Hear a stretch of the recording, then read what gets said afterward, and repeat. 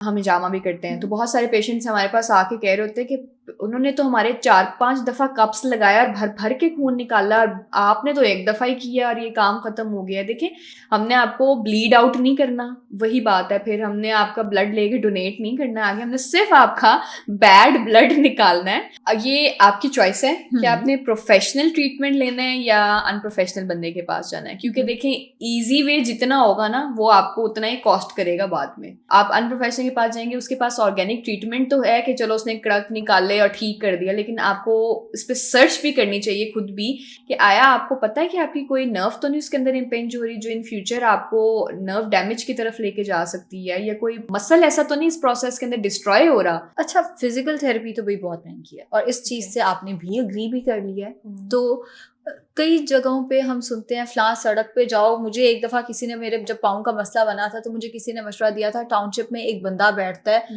वो हाथ लगा के बता देता है कौन सी हड्डी का क्या मसला है, एक्सरे की जरूरत ही नहीं है। हालांकि वो पाँव के मैंने अल्ट्रासाउंड कराया, उन्होंने जरूरत ही नहीं है, वो हाथ लगा के बताएगा कहाँ पे क्या मसला है और वो फिर ऐसे करके कड़ल निकालेगा आपका और आप बिल्कुल ठीक हो जाएंगी।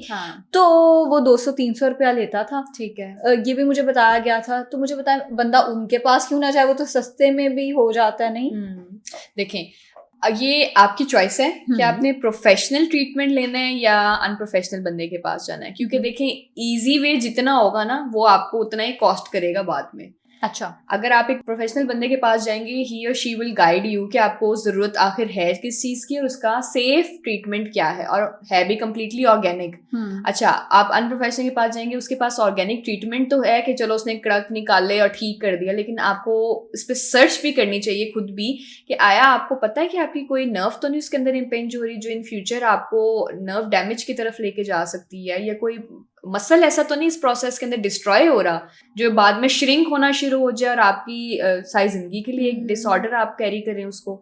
तो you should be very careful, ये आपकी अपनी चॉइस होती है। बिल्कुल ठीक है। और क्या ये हो सकता है, ये मतलब ये तो मैं पहली दफा अगेन मैं गई नहीं थी, लेकिन ये साइड इफेक्ट सुन के मुझे समझ आ रहा है। क्या ये साइड इफेक्ट्स हो सकते हैं कि वो नर्व ही डैमेज कर देते हैं और ना उन्हें पता चलता है ना आपको पता चलता है कि आपके साथ क्या, आप उस टाइम पे बिल्कुल ठीक बड़ा अच्छा फील कर रहे हैं। बिल्कुल इसी तरह देखें बहुत सारे पेशेंट्स, जैसे हम हिजामा भी करते हैं, तो बहुत सारे पेशेंट्स हमारे पास आके कह रहे होते हैं कि उन्होंने तो हमारे 4-5 दफा कप्स लगाया और भर भर के खून निकाला और आपने तो एक दफा ही किया और ये काम खत्म हो गया। देखिए, हमने आपको ब्लीड आउट नहीं करना, वही बात है, फिर हमने आपका ब्लड लेके डोनेट नहीं करना आगे, हमने सिर्फ आपका बैड ब्लड निकालना है और उसको जाया कर देना है जो टॉक्सिन्स हैं बॉडी के अंदर। लोग people want to see the blood, लेकिन अगर वो फिर आगे अपने एक्सपीरियंस भी बताए तो लोग बेहोश हो जाते हैं। अब पेशेंट करा रहा है लेकिन उसकी वाइफ नहीं करवा रही क्योंकि उसने ब्लड देखा और वो बेहोश हो गई थी अपना, वो इतना ज्यादा क्वांटिटी में नहीं कर रहा है। तो you should be very careful कि आप किस बंदे के पास जा रहे हैं। फिर वही बात है कि professional opinion is very important.